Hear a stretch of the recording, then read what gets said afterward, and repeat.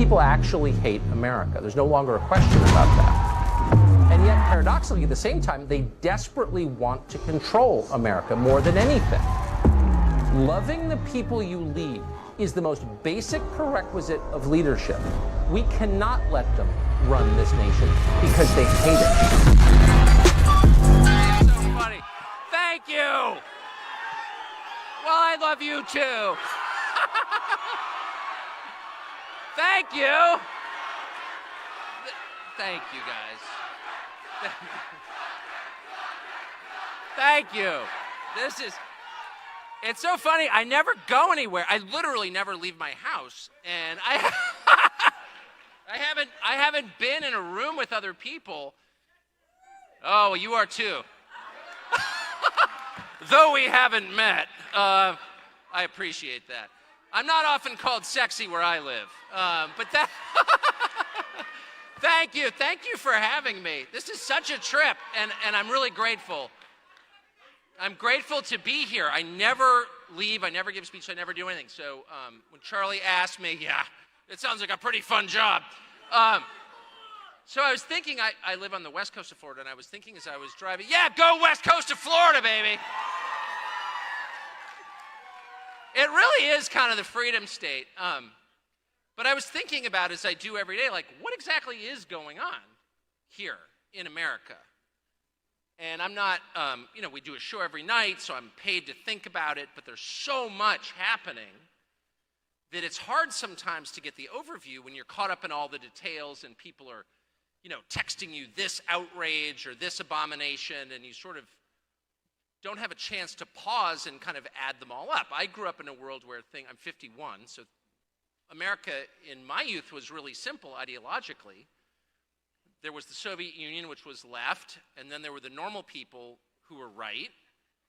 And one side was for centralized control and communism, and the other side was for market capitalism and freedom and Christianity and, all the good things. It was left versus right. And so it's with that framework that I kind of assess what's going on in the world. And I began to change my mind Memorial Day weekend, when everything started to fall apart. And this group of people, this group of people kind of like all of a sudden flooded in the streets and started breaking things.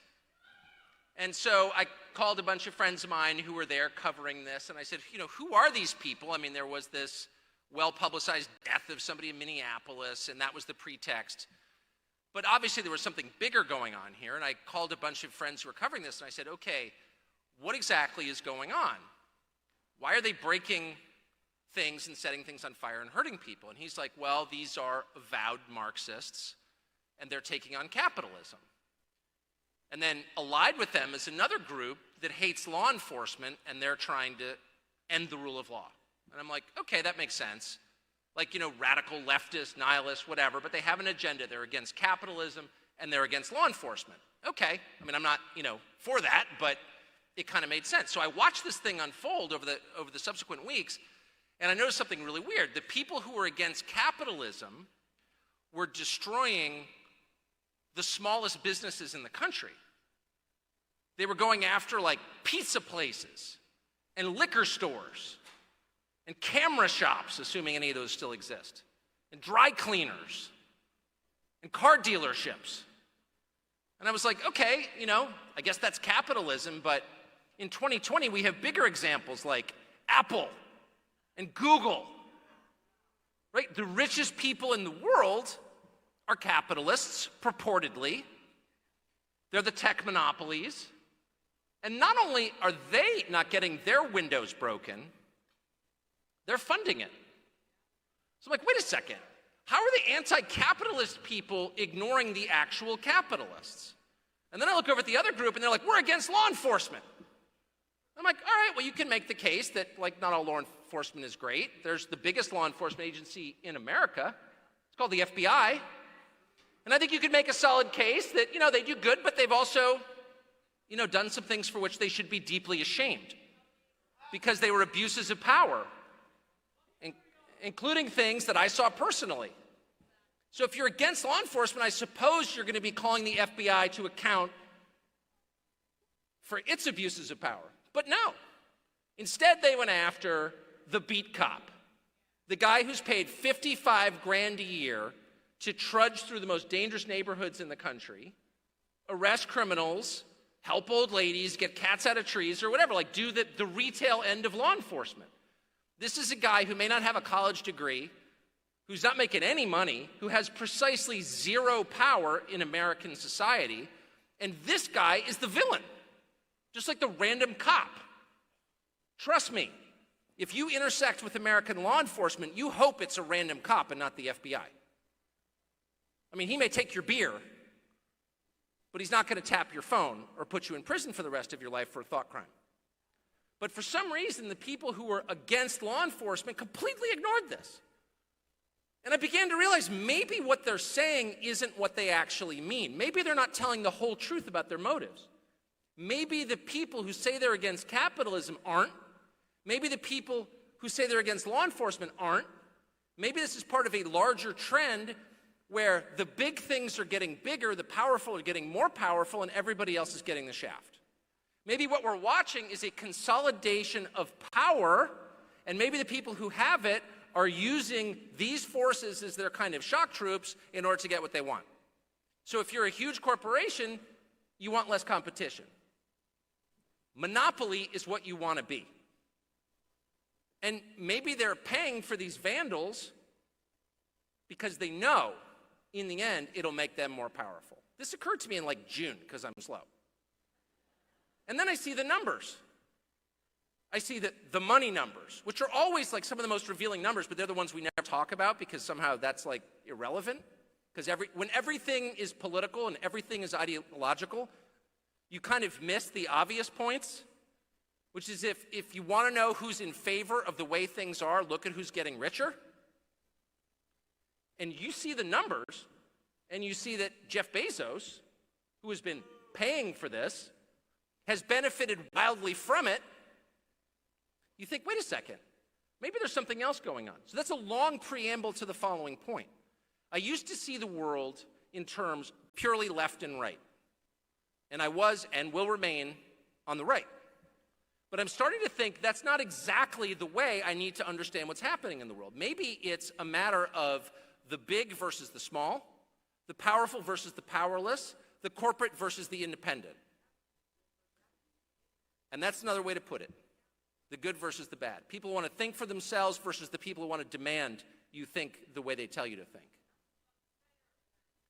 Maybe that's what it's actually about. So then I reassessed a lot of the things that I think are the worst about American society, and I began to realize those things aren't necessarily left-wing values, they're corporate values. So if you're running a company, what do you want? Obedient workers. You want people whose first loyalty is to you, who show up on Monday morning, who work through the weekend, who give you their all, who give you their lives. And in return, you give them a paycheck, but you give them no loyalty and no promise of long-term commitment. It's a continuous one-night stand. You're just hooking up. You're being used. That's true. Contrast that with the relationship you have with the people you love, your best friends, your family, the people with whom you have like sincere, intimate, personal relationships. They're there for you no matter what. And when you get the diagnosis or you get laid off from your job or when things turn bad, when you have to wear a mask as you ride your bike or the world falls apart, those are the people who are there for you. Those are the people. You're freaking me out, dude. This man's whispering sweet nothings to me from the front row. Those are the people who care about you, who actually care about you. They're not the ones who are telling you, oh, we really care about you because of the way you look and we're on your side. These are the people who are actually on your side, who are going to loan you money or let you sleep on the couch or talk you through a tragedy in your own life. Those are the relationships that matter. They're the only relationships that matter, and they're almost never the relationship you have with your employer if you work for a huge company. I'm sorry, it's just true. So what you're seeing, and you see it up and down American society, is the triumph of the values of those people over the values that we hold and that made this country great. And if you're wondering why American families are falling apart, and if you're wondering why every directive you hear from Washington divides you from your family, that's why. Because they want your first loyalty to be to them. So the question in a circumstance like this is, what do you do about it? How do you respond to it? And the first thing you need to know is what's actually happening. This is not, your enemy, as horrible as they are, is not some crazed ideologue wearing black spray painting statues. That person is loathsome and should be in jail, trust me. And I call for that nightly. But your actual enemy is the person who's funding him and making that kind of behavior possible, and is doing it for a very specific reason. To tear down the past, to destroy the past. Now, why do they want to destroy the past? Because when you destroy the past, you eliminate all reference points. If you have no idea what came before you, you have no idea what normal is. And you cannot understand the consequences of what's happening now if you can't look to the past and understand the consequences of the same behavior in another time. Right? The root of wisdom is knowing what happened before. I mean, that's the roadmap. So when you destroy that, you have an entire country that is very easily manipulated. Okay? So the first thing to know is that's what's going on. The second thing to know is that small is almost always better than big. That's the truth. The circle of people in your life who care enough about you to help you when things go wrong is really small. There are a lot of people you're friends with on Instagram or Facebook or whatever in the fake digital world that we've been lulled into participating in. But the actual number of people who will take affirmative steps to help you is very, very small. It's not 350 million. That's how many people are in this country. It's not 7 billion. It's like 8. So your loyalty always has to be to them, to your family and your closest friends, above anything else. Period.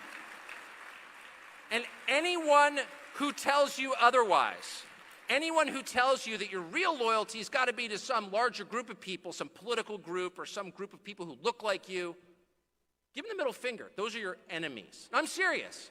I'm serious. They are trying to destroy the fortifications that will protect you through life, which are the people you love and who love you back. Okay? So that's the first thing to know. Small is always bigger, better. Be distrustful of concentrations of power. They can be easily misused. This is like a basic life point that we seem to have forgotten. They can be easily misused and often are. So if something is enormous, it's a threat to you. Period. Whether it's a giant boulder you're standing under for your Christmas card picture that could topple over and flatten you, or whether it's Google, the largest and most powerful company in human history. Google is a threat to you because it's so powerful. It's a greater threat to you than the US government. It has more power. And it uses it in ways that are hidden, and it is totally unaccountable to you. As frustrating as the federal government can be, and I spend my life raging against it, at least on a theoretical level, you could vote them out. Power from a company like Google is completely resistant to your views. They don't care what you think, and they have no reason to care what you think. Okay? So here's the way I think about it. All this stuff is going on. There's very little of it that we can actually control. Let's just be totally honest about that. And by the way, you should always keep that in mind through life. You have less control than you think you do. You didn't control your birth. You can't add an hour to your life. You just can't. No one can. No one's ever been able to. No one ever will be able to. So if you want to be wise and make clear-headed decisions, just remember there are a lot of things you can't control. Focus on the things that you can control. It's like the famous Niebuhr quote.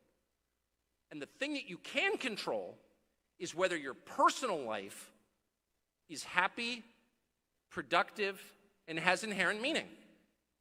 Period. And no one wants to say that because it never increases their power to encourage you to have a normal, happy personal life. It never increases their power at all. In fact, it detracts from their power because you're going to wind up finding someone, getting married, having kids, and being more loyal to them than to your political or corporate leaders. And that's why they work against it. In fact, that is the main threat to their power. And if you're wondering why big companies across the country are now offering to freeze the eggs of their female employees, it's not because they're compassionate. It's because they're demanding that you give them the best years of your life to serve them. That you put off the thing that gives our lives meaning above all else, which is passing on your genes, having children. That's the core meaning in life. That you put that off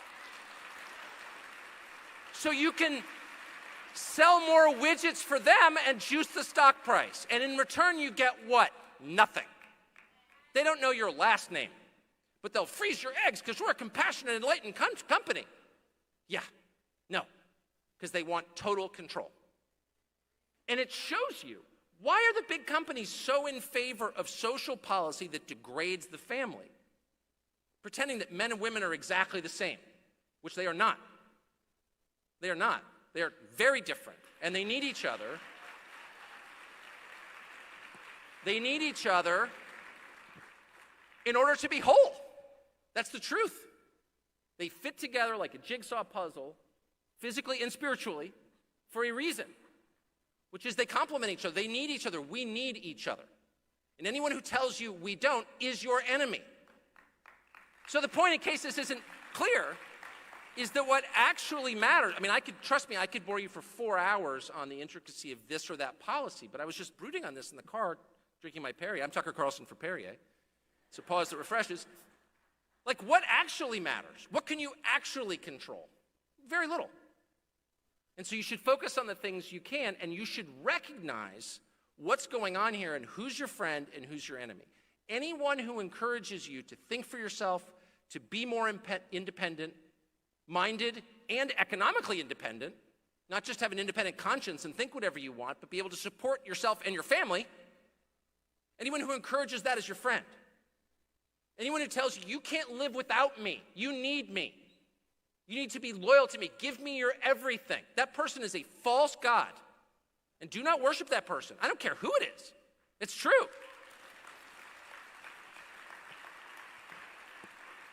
Because there's a reason. There's a reason for that. So how do wise people live? Like if you're, I'm not young, so I can't actually see very many of you. But I suspect there are a lot of people like under 30 here, right? Charlie made that claim. So if you're young and you're out of step politically, and clearly you are, or you wouldn't be here listening to America's most despised talk show host ramble on. Yeah, well, if you're young, I'm sorry for the self-reference, I try to avoid it. So like if you're young and the world is changing really fast, in fact, so fast that almost nobody can get a handle on where it's going or what it means, it's very hard to add it all up. It's very easy to isolate. Here are 19 shocking things that happened yesterday. It's very hard to see the pattern in them. And most of the people who see the patterns in them are also, by the way, crazy. Because sometimes crazy people can see the big picture, but I'm being dead serious, by the way. I always have a couple crazy people on staff because they can see things. I'm not joking. But if you're young and like this is all happening, I've got kids, I've got one child in college and they're going, and so I sort of know what it means to be 21 or 18 or 25 or whatever. It's like very bewildering. So what should you do? How should you live? And so, because I can't control myself, because I never can, here's my prescription, okay? The very first thing I would do, and I try to do every single day, is remember that it ends. Like the big lie in American life, there are many lies, but the biggest lie, the one that has the deepest roots and the worst effects, is that no one ever dies. That no one ever dies. It's like the one topic, I could get up here and like tell you about my sex life, not that you'd be interested. But I could get up here and say anything and like no one would be shocked. But the one thing that is completely shocking to people is that people die. Like that's the verboten topic. Like no talking about that. It's awful. And even now I can see people's sour faces like, ooh, boo-hoo, the death talk. But it is also, at the same time, the one thing that's true of every living person and has always been and always will be. There's an end to it. It's the basic fact of life. It's not just a fact, it is the basic fact. This play has a finale. And it does tell you something about the people in charge that it's the one topic they never want to discuss. Are you kidding? We've got medicine for that. Why don't you exercise more? Are you joking? But none of that in the end will change that unchanging fact. That's called nature. The people running our culture, our government, and our economy are fundamentally at war with nature. And I mean that in the broadest sense. They may claim to be environmentalists. None of them have ever gone outside, by the way. None of them. They can be environmentalists if they want, but they are fundamentally at war with nature. The basic fact of nature is that life begins, it has an arc, and then it ends. So what does that mean for you? It doesn't mean be depressed. It means face it head on and think through the implications. There are many. Here's the most basic. You don't have the time you think you do. Don't waste time. That's the bottom line. Don't waste time. And I mean literally not a second. I've wasted, looking back on my life, which I try not to do, but I've wasted like a ton of money in my life. A ton.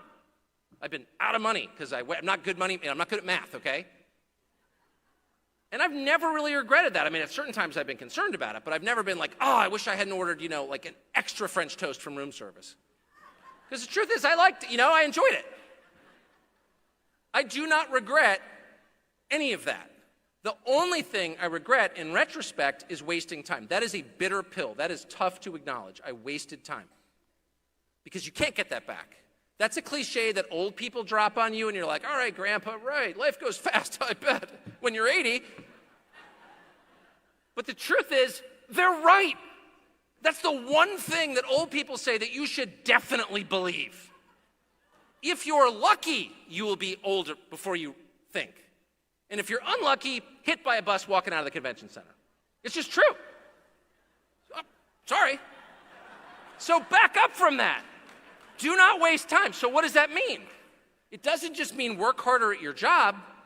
It means don't delay adulthood. Don't delay full life.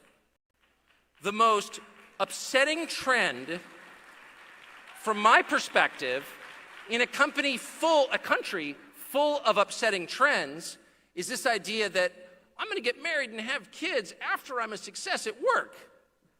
Because the people at work are going to help you succeed so you can get married and have kids and leave the company? Yeah, I don't think so. No. They're going to get what they can from you. And maybe they're nice people, maybe they're not, but their interests are not the same as your interests. Your interest is to participate fully in human life, in your life. To be fully human, to experience it to the maximum extent you possibly can for the time that you have. That's the truth. So my advice is exactly the opposite, and I mean this with heartfelt sincerity. You should get married as soon as you can. And you should do it while you're too young. And then after you get married too young, you should have more kids than you can afford. Okay? And then, after you do that, you should try to get a job for which you are not qualified, okay? You should jump face first into the pool of life. I mean it. I mean it. Put a blindfold up. In fact, get up on the roof. I'm serious. Get to the back of your double wide. You got an above ground pool right there, and just run right off the end, like that. That's you hitting life face first. Will it hurt? Yeah. But you gotta enter the pool. You do. And every day that you delay that, you will regret. Trust me. Trust me. Seek meaning. Seek intensity. Meaning comes from other people. I spent my whole life debating ideology and politics, and I'm deeply interested in it, and I'm deeply ideological. I don't say that as a point of pride. I say that as a confession. I think you can be too ideological. But I think in the end, and I mean literally at the end, you will not look back and say, I just wish they'd lowered the marginal tax rate by 6%. My life would have been a victory. You're just not going to say that. I don't think anyone in human history, I don't think Hayek said that on his deathbed. Or maybe he did. I wasn't there. But the point is, everything that you do now should be serving in a positive way your long-term interests, which may not be that long-term. Like, do it now. And anything that anesthetizes you or keeps you from fully experiencing the only life that you have, stop it. I totally mean that. I'm like the only adult who's against weed. Everyone loves the weed, and everyone I know smokes the weed. I'm sure you guys all smoke the weed. I'm sure you got your dab pens right now in your pockets. But the reason, yeah, you've got a dab pen, baby. No dab pen? Okay. Got it. Every time I say this at like a dinner party, everyone looks at me like, oh, I thought you were cool. Oh, God. The anti-drug guy again. Okay. I'm actually not. I don't have an ideological problem with it. I have a practical problem with it. And anything that causes you to experience life less deeply, anything that causes you to miss the amazing show going on right now in front of you, is stealing from you. It's stealing your life. And it's not just weed, that's just the beginning. And I don't want to get like creepy about it or too specific, but there are a lot of things that people are into now, a lot of them digitally, that are detractors from the intensity of life. Right? They make it easier to pretend that everything's fine. And they also make it harder to acknowledge how amazingly wonderful everything is. They dull you. You don't want to be dull. You want at the end to say, holy smokes, that was ridiculous. Like, some of it was amazing. Some of it was like shockingly bad. Like, I can't believe that happened. But I was there for all of it. You don't want to wake up in the third act and be like, what the hell just happened? You know what I mean? You don't want to be the guy snoring in the third row, which I have done. So live it, experience it to the maximum possible extent that you can. But always remember, the measure, always, is how are the people around you, those 8 people you love most, and who love you back critically. And don't lie to yourself. A lot of the people who are on TV, and trust me, I know them all, who claim they really love you, they don't know your last name. They don't know your first name. They don't love you. They may agree with you. They may want your help, your support, your ratings. This is true for politicians. They want your votes. Apple wants your money. But they definitely don't love you. Trust me, I know them. So take stock of the people who do love you and focus all your attention on them. Because that's all we can control. I look out every night at like 5, I get a cup of coffee, I pad to the kitchen, I get a cup of coffee, then I go back to my bedroom where I have a desk, the dogs are there, my wife's coming in and out, and I start writing the script. Every night, 5 nights a week. And usually around 5:30 when I'm like through the second paragraph, I'm like, man, things are bad. I always have the same thought every night. I'm like, boy, the people who seek the destruction of the things I love, my family, my country, my conscience, the ones who are trying to get me to repeat things that I don't believe, the ones who are forcing me or trying to lie in public, the ones who are getting me to dance like a monkey. I'm serious. Some of the things they ask you to do are so preposterous, the only explanation is they want to see if they can make you do it. No, it's totally true. That's what they're saying. It's all about their power. Like, I wonder if we can get the public to do this. Yeah. Can we get them, not just wear masks in elevators? Fine. Can we get a guy who's on a kayak alone in the middle of the Pacific Ocean to wear a mask? As if he's going to get infected by the seals. Can we get him? Do you think we can? No, we can't make him do that. Come on, are you joking? Oh, yeah, we can. Here's what we'll do. We'll arrest him when he gets back on the beach, and we'll invite a news crew to film it so everyone else will know you better do exactly what they tell you to do or you're going to jail. That's not, and by the way, I'm not minimizing COVID. I'm highlighting what's actually going on, which is a legitimate tragedy leveraged for the personal power of a small group of people. I mean, obviously. So I read just every night, I'm sitting there at my desk writing this stuff, and I'm like, man, I don't know. Like, how many free-minded people are there left actually. I mean, I do think this. Like, it's kind of dark, but I'm alone, and the dogs never say anything. And I'm like, really, can you win? I mean, it's not like two sides sort of facing off against each other. It's like, actually, no joke, no exaggeration. It's the most powerful people in the world, all aligned. I sound like a lunatic when I say this, but it's measurably true. The last election was a perfect example. I mean, the numbers tell the story. You don't need to be some late-night radio nutcase. You just read the numbers. Where'd the money come from? How much did one side have? How much did the other side have? Who gave it? It's the most powerful people in the world all on one side. And I think that's terrible for the country.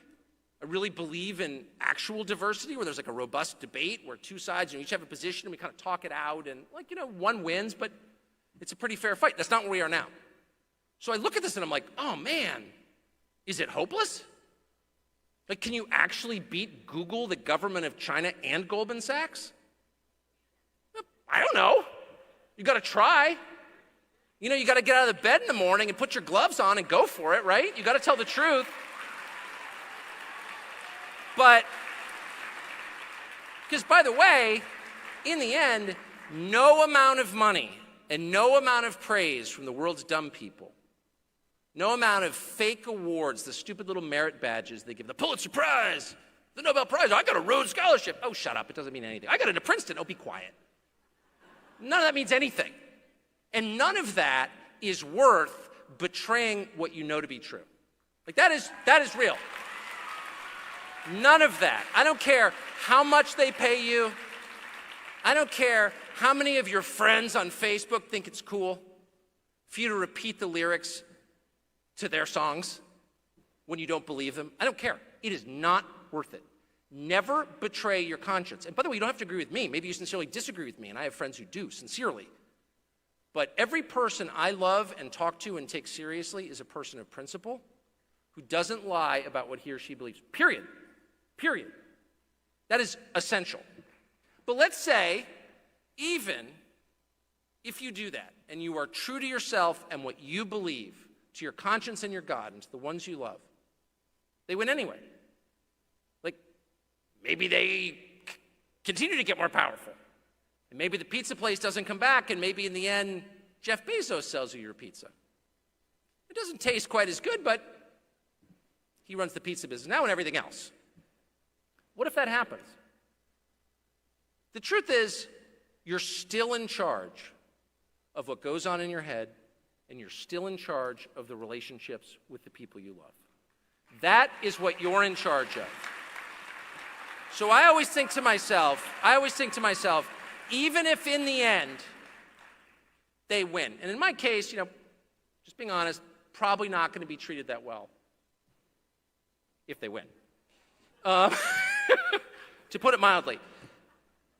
But even if I'm living in a double-wide trailer in a state I've never been to, in the middle of a cornfield, living on Social Security, I'm still going to be living with my wife. And my kids are still going to love me. And I mean it. All that matters is your family. That's it. So I know this is a little bit harder. It's a little bit easier if you're 51 and you have a job. And it's a little bit harder if you're not and you're 22 and you're like looking at this world and asking yourself, like, how do I fit in this? How do I end up building a life like the ones that my parents had? How do I, in a world that clearly hates me and my values, how do I succeed? And this is something that, I think about a lot just because I have all these kids and because, I was a young person. And there's a lot of anxiety in the heart of every 22-year-old because you got to kind of figure out how to live in a society that you don't control and you have to prove yourself. And I guess my one piece of advice would be, if you can just ignore the standards that they set, you don't have to participate in the society that people who hate you and your values created. That's the truth. I never thought I'd be standing on a stage suggesting that people opt out of the popular society, but that is exactly what I'm suggesting. I mean it. I mean it. If you feel, I read that there was a piece in the New York Post yesterday by a kid who some of my children know, actually, who had gone to Princeton for 3 years. He went to, some expensive boarding school, then he went to Princeton.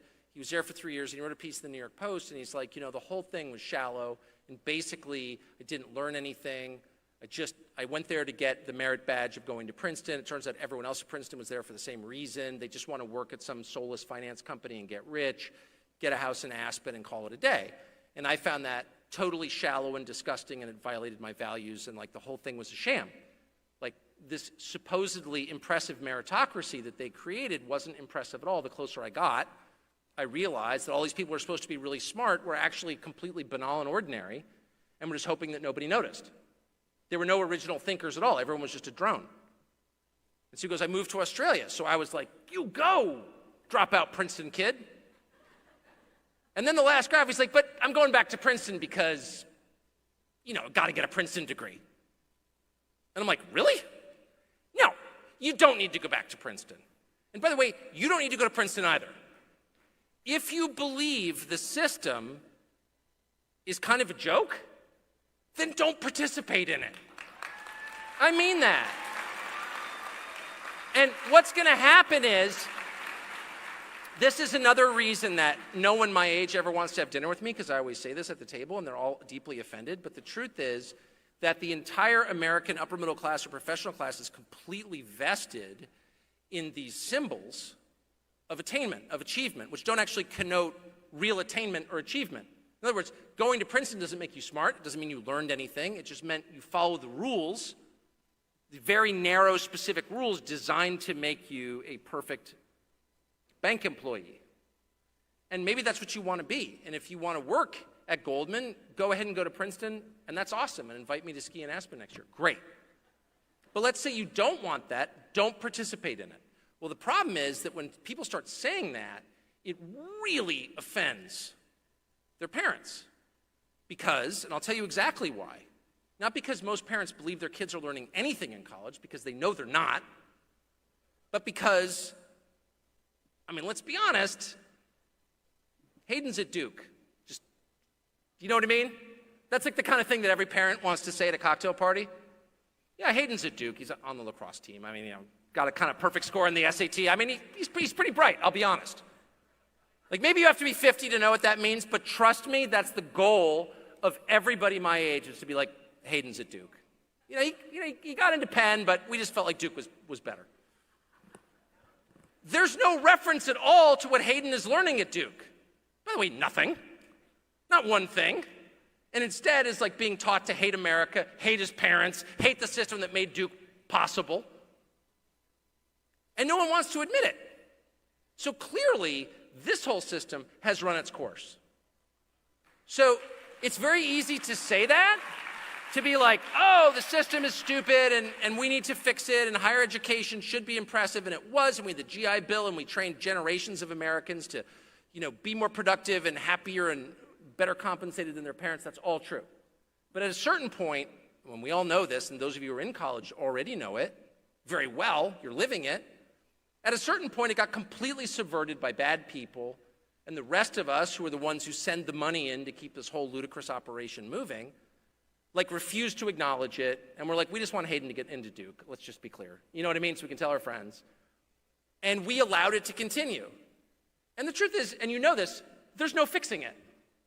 No, if you want to be a veterinarian or an engineer or whatever, there are all kinds of, higher education paths that are necessary. If you're going to, drill my bicuspids, I want you to go to dental school. I'm not against education. But the liberal arts, conventional, I want a communications degree from Penn State. No, you don't. I'm sorry, you don't. You don't. And it will be worth nothing. You're going to be deeply indebted. And there's a very good chance that it will hurt you, is the truth. That it will hurt you. And this is the last thing I'll say. So I've thought this for a long time. No one I know my age agrees with me. They think I'm crazy for saying this. So one of my kids had a friend who was very, very bright. I always thought he was bright in high school. Kid's really smart. And, but a little weird, but smart. And very smart. And so this kid, I said to him right before they graduated high school, I was like, do you plan to go to college? Well, yeah, of course. That's what you do in America. You go to college. Like, what, you didn't go to college? And I said, all right, have fun or whatever. So like 2 months later, my son calls me and is like, he's not doing that well in college. I was like, well, of course he's not doing well in college. He's like an original free thinker. They hate that.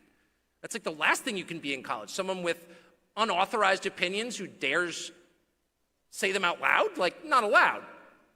And so I called the kid and I was like, how's college? Well, I don't really like it. And I was like, you've been there for 3 months or whatever. You should drop out and come work for me. And he's like, well, I'm only 18. I was like, I don't care. And so he did. Now, I'm not going to, he probably will see this and I'll be deeply embarrassed. But the truth is, that was 5 years ago. He still works for me.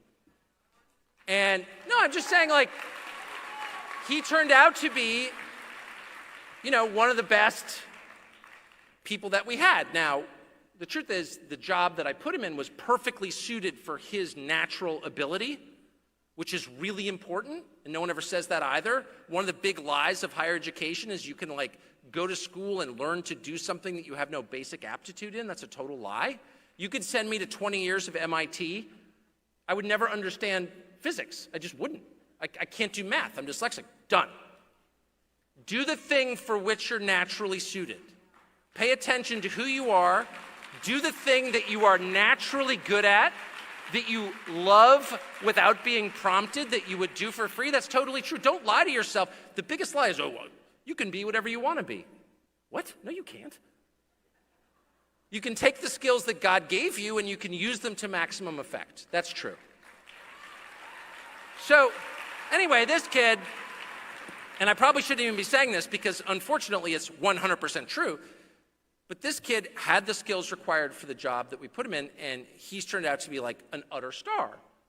And he's 24, married, and has 4 years of work experience that no one his age has. He ran with it. So you can't tell me there's a school in the world that for the price will give you the benefit of 4 years of being in the right job. Now you have to find someone who's going to hire a high school graduate who drinks a lot. And you have to find a job that suits you.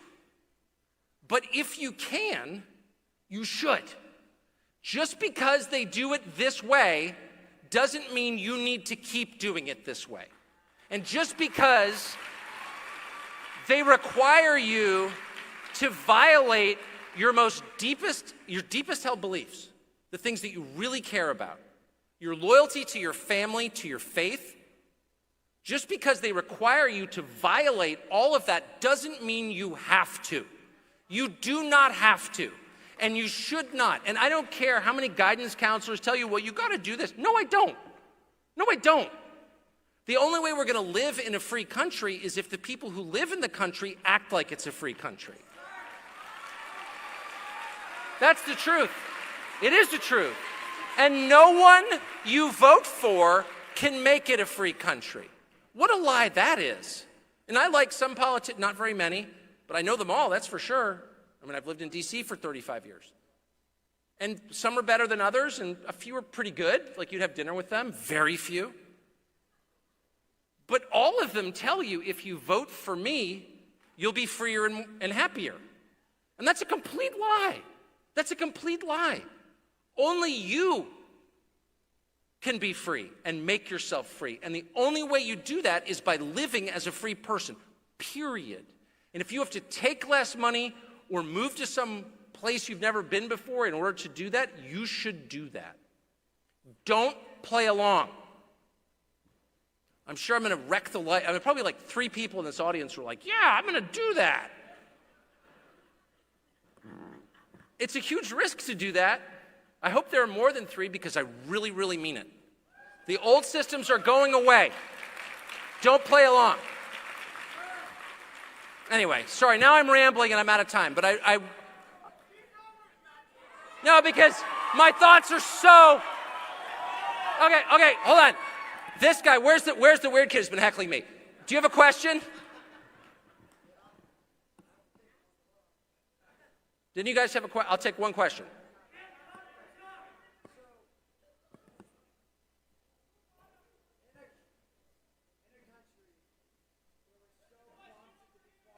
Yes.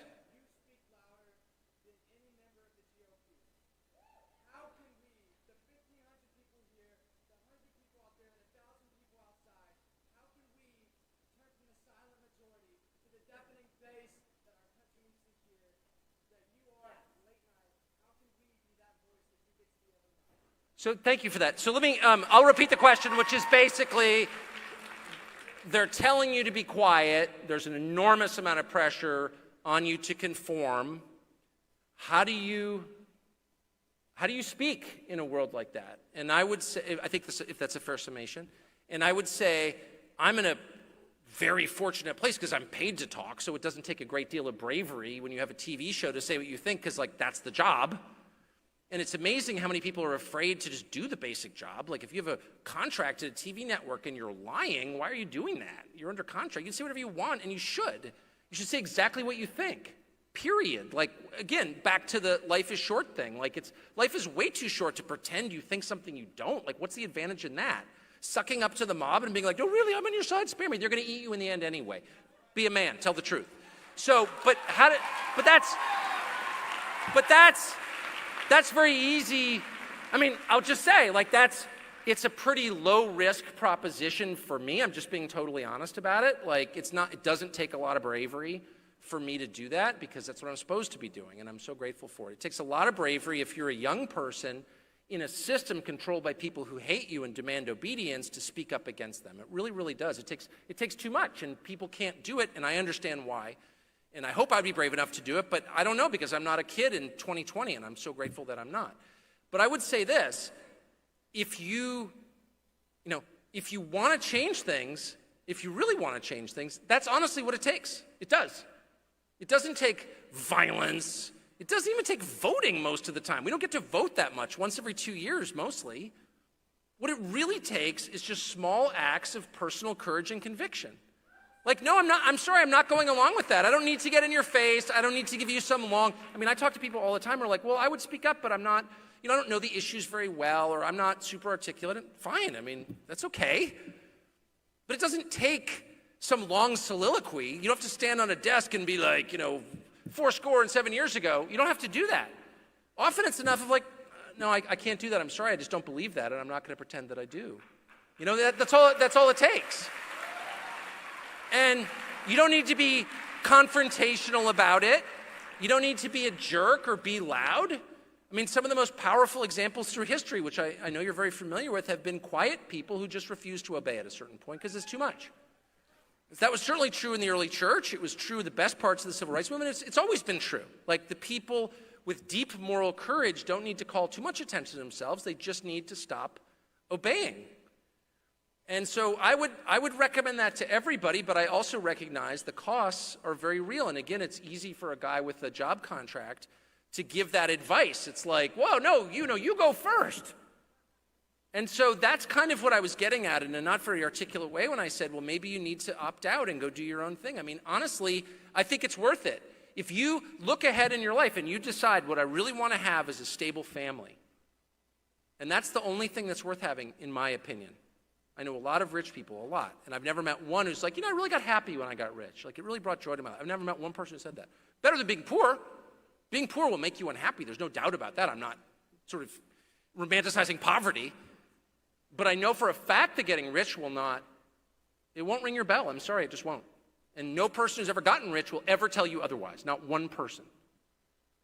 So the only thing that makes you happy is a happy family. That's it. And that's just true. This is not, Christian evangelism. It's just like fact-based social science. And so if you really believe that, then you need to work toward that goal without being distracted by it. Any other thing that gets in your way. Like anything that prevents me from, at the end of the day, having a happy family, and like kids who love me and a spouse who loves me, like, who doesn't want that? Everybody wants that. And we live in a world where it's like, no, it's kind of embarrassing to raise your own kids. Like, what do you do? You're not working? If you actually talk to people, and there are surveys in this, like, what do people really want? They kind of want to raise their own kids, actually. They don't want to hire someone from a faraway country, do they? They want to raise their own kids. Like, why is that? That's like the most natural thing there is. Like, why wouldn't they want that? And guess who doesn't want you to raise your own kids? The people who are living off of your labor. The people who think you should be at work making widgets to help the stock price. Like, they're not in it. Why? They don't care about your kids. By the way, their spouses are home raising their kids because they can afford it. They can do whatever they want, but they don't want you to. Oh, I get it. You're working against the happiness of my family and the future of my children. So you're my enemy, actually. You're my enemy. How else do you describe that? You're my enemy. You're working to hurt my family? You're making it impossible for me to raise my own children? I mean, what does it take? That's like a spiritual home invasion. That's like such an act of hostility. Nothing else comes close to that. Calling me mean names? I don't care. Keeping me from raising my own kids? Like, that's a basic violation. There's nothing more basic than that. So if you really believe that, then you should just take out all the stops and just try and live it. I mean it. And you'll win in the end. Thank you for having me.